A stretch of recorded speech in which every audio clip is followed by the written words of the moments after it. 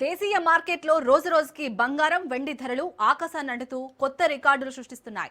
హైదరాబాద్ లో 24 క్యారెట్ల గ్రాముల బంగారం ధర 1,41,150కి చేరుకుంది. అటు వెండి కూడా పరుగులు పెడుతుంది. కేజీ ధర ఏకంగా 2,25,393 పలికింది.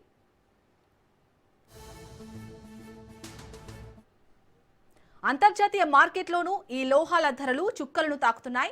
ఔన్స్ బంగారం ధర $4,495, వెండి ధర $72.22లకు చేరింది. నేటి ట్రేడింగ్ లో ఒక దశలో బంగారం ధర ఏకంగా $4,500ను దాటడం గమనార్హం.